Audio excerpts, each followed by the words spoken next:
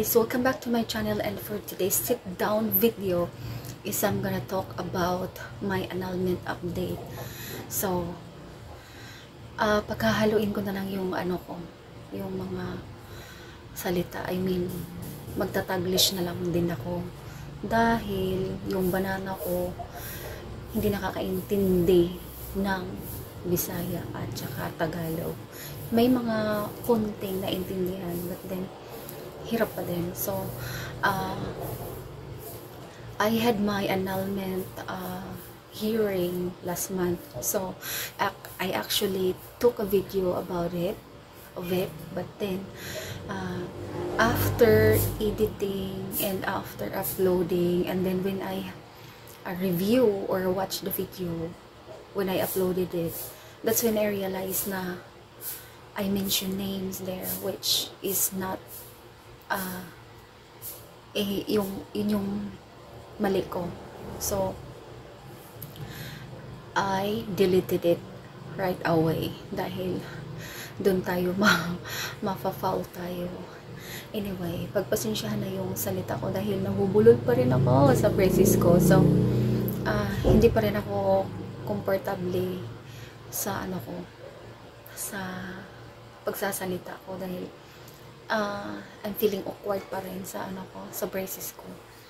So yun mga people, pangatlong cancel na to, pangatlong postpone since nag-file ako ng annulment ko, and it's been 2 years already, 2 years and 2 months already since nung nag-file ako ng annulment ko. So ganon kabagal yung justice or whatever, justice man yan, or basta kapag dumadaan ka sa legal na proseso here in the Philippines, ganon talaga kabagal. Kahit may pera ka pa, kasi marami din akong kakilala, hindi lang kasi yung mga ordinaryo, mas lalo yung mga ordinaryo na tao ang mas natatagalan sa resulta.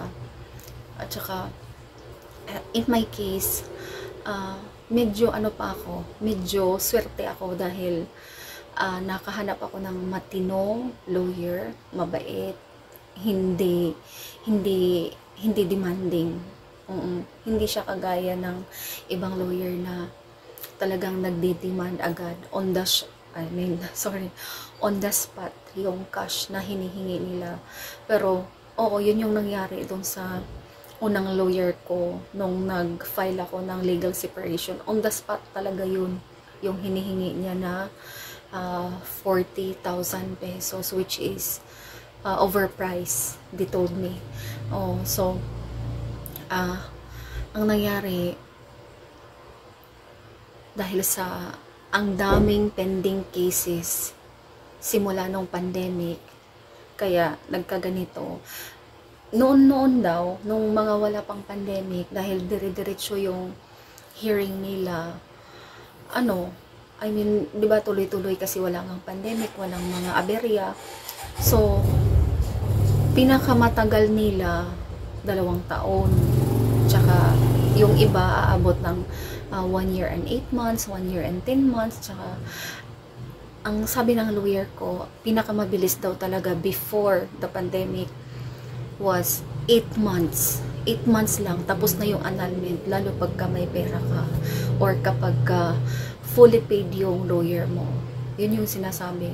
Kaso ang kalakaran kasi ngayon sa pagpa-file ng annulment o kahit anumang ang tawag dito, hindi naman matatawag na kaso. Yung mga civil cases, yun yung ibig kong sabihin, yung mga civil cases, ang kalakaran nga nila ay meron na silang installment basis. So hindi na bagsakan, hindi ka magbabagsak ng hindi ka magbibigay ng isang bagsakan. Like for example, 200,000, 150,000. Yung 150,000, ibibigay mo yung partial payment, and then the rest is yun na yung installment every hearing annulment. Yun na yun. So lucky ako kasi sobrang bait ng lawyer ko, hindi demanding, tsaka na anong tawag dito, nakikiusapan ko siya. So, ganun. And good thing na paras kami taga dito lang din sa paras kami ng bayan. Ang ingay ng aso. My God.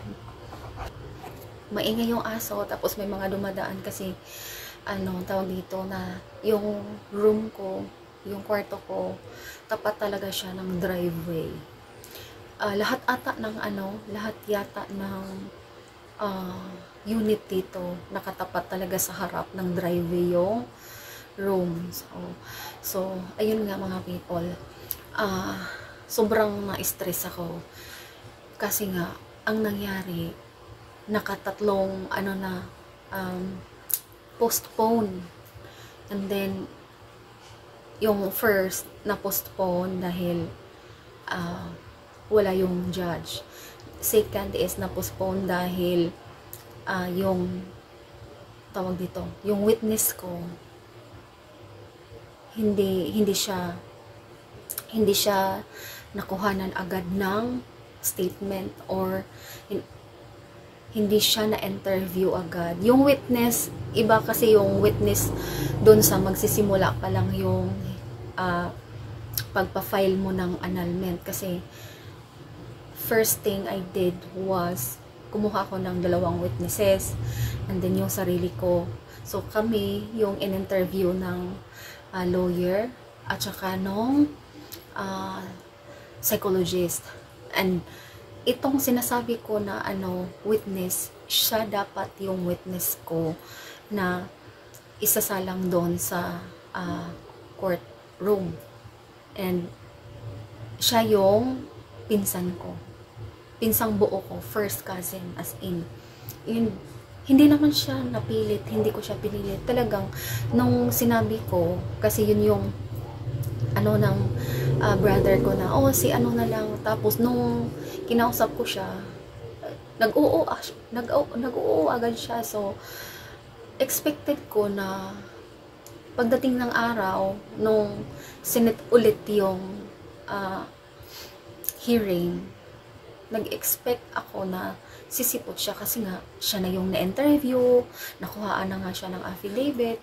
Tapos, one day before the hearing court last month, which is May, nag-text, sabi, on the way na daw siya papuntang Maynila kasi nga daw trabaho. Alam niyo ba yung pakiramdam na sobrang galit? Na hindi mo alam kung talagang magagalit ka ba, may karapatan ka bang magalit. Though, bayad naman siya. Oo, bayad siya. So, parang feeling ko, ano ba to? Parang, nananadya ba? Or talagang umiwas lang dahil natakot or ano. Though, in the first place, hindi naman siya nakakatakot dahil hindi naman siya criminal cases. Civil case lang naman siya. Tsaka, hindi siya makukulong, in-explain ng judge ko. Lahat ng mga civil cases na nangyayari, walang makukulong dahil civil lang siya. Oo, lalo pa annulment yung final ko. So, what I mean is, walang makukulong sa civil cases sa mga witnesses. Ganun. So, doon ako na kasi, naman siya, may nakakaintindi naman siya kasi nakapagtapos naman siya ng high school. So, doon ako parang talagang sobrang disappointed dahil nag-expect talaga ako sa araw na yun. So, ang nangyari, the next day, yun na yung hearing ko. So, nag-communicate ako sa lawyer ko na ganito, ganyan. Sabi ng lawyer ko, sige, no choice tayo, kundi mapopospone na naman ulit yung mo. Kasi nga, wala namang ihaharap na witness. So, ang nangyari, yung brother ko, yung eldest namin, kuya ko, siya yung nag-volunteer na siya na lang nga daw. Tapos, ganito, ganyan. So, pero, bayad pa rin yun. Hindi free yun. Kasi, syempre, may trabaho siya. Binayaran ko yung kasi bali whole day siyang nag-absent sa trabaho. So ayun, binayaran ko siya. And then syempre sa talagang oras na isasalang na siya, magbabayad na naman ako. So hindi libre kahit kapatid o kapamilya ko pa. So hopefully magtutuloy-tuloy na talaga kasi last time sinabihan ako ng lawyer ko na matatapos na sana siya sa August yung annulment ko. So yun, nag-expect na talaga ako na matatapos na kasi yun na yung sinabi ng lawyer ko. But then again, na-postpone na naman. So instead na matatapos ng August, sa August pa yung witness ko isasalang. So magmo-move forward na naman para sa last, or yun na yung pinaka-final or verdict na ba yun. So doon ko malalaman kung tawag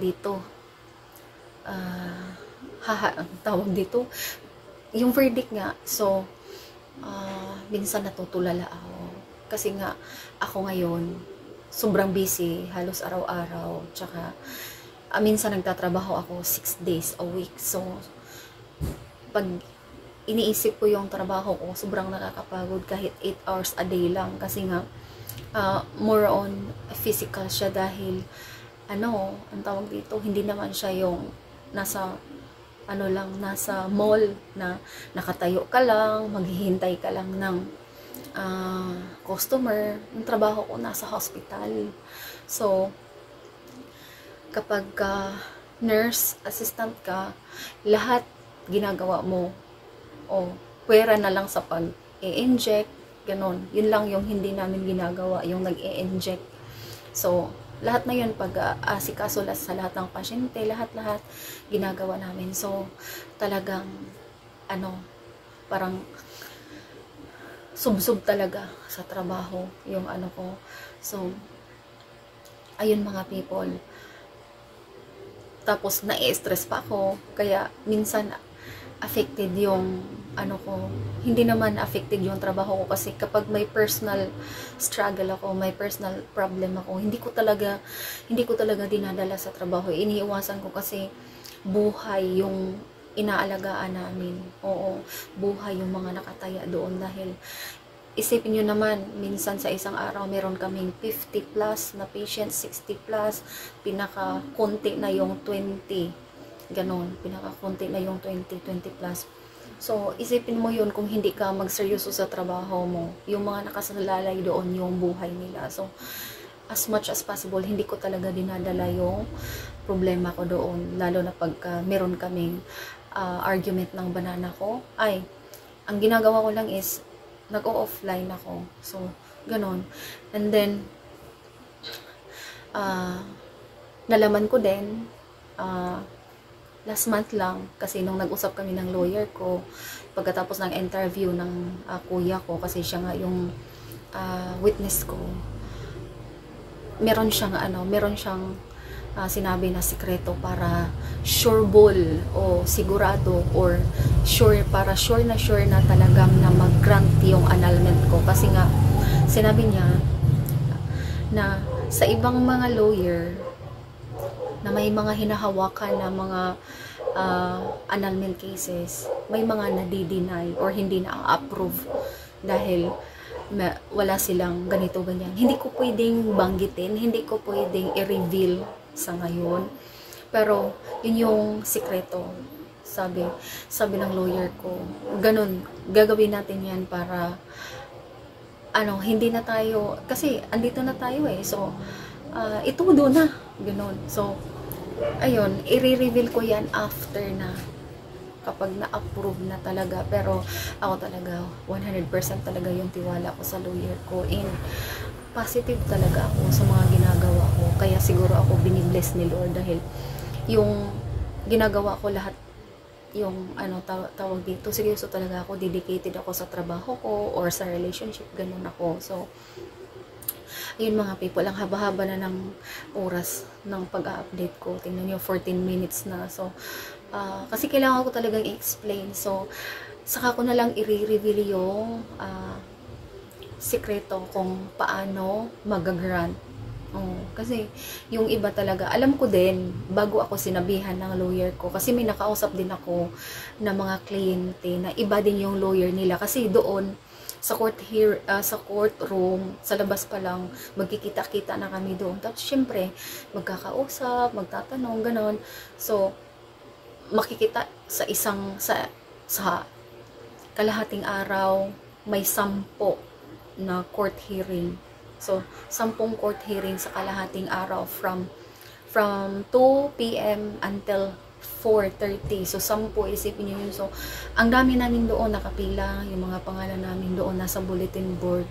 So, syempre magkakausap-usap kami doon. Tapos, may isang nagsabi talaga sa akin na hindi na-approve or na-deny dahil wala nga daw parang hindi siya nag-effort kasi parang kampante siya na may lawyer siya, may private lawyer siya. So, kampante siya na ma-approve or mag-grant. Pero, ang nangyari kasi, yung ibang lawyer kasi, meron nga silang sekreto. So, yun yung sinasabi ng lawyer ko na gagawin namin. So, saka ko na lang yun i-reveal kapag natapos na para hindi naman tayo ng evil eye. Kasi alam naman natin may mga nagwi-wish ng bad luck sa atin. Ako nga, sinabi ko nga sa banana ko na kung pwede pa nga lang, hindi ako magbibigay ng update dito sa social media. Dahil ayoko nang may mag-iisip ng mga masasama, ayoko nang may mag-wish ng masama, ganun. At saka hindi ako maka-social media. I mean, meron akong social media.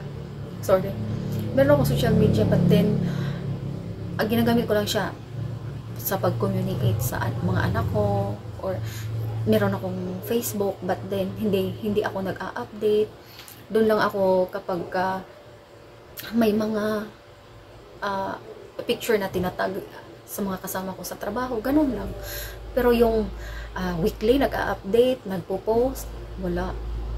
Bihira, once in a blue moon lang yung ko. So, hindi ako maano sa Facebook. Hindi kagaya ng mga bata-bata pa ako, nasa late 20s. Naku, ganun ako. Kasi, syempre, ihalas ko dahil kining taga-bukid to, no? So, mapata makakuha ng cellphone. So, magbisaya taron. So, mapata makagulit og cellphone nga ninduton kintahay. So, yun. Parang, naihalas si Inday. So, ayun, mga people. Hanggang dito na lang siguro sa susunod na naman. So, yun lang yun. Hindi ko pwedeng i-reveal sa ngayon kung ano yung sikreto, kung paano ma-approve or ma-grant yung annulment. But, I promise na sasabihin ko sa inyo kung anong klaseng sikreto yun. Kasi, talagang, yun, secret. Secret nga, no? Baliw talaga. Hindi pa rin talaga ako kampante sa sa braces ko kasi ngipin ko. So, okay na yun. So, that's all for today's vlog, mga people, and see you all again on my next vlog.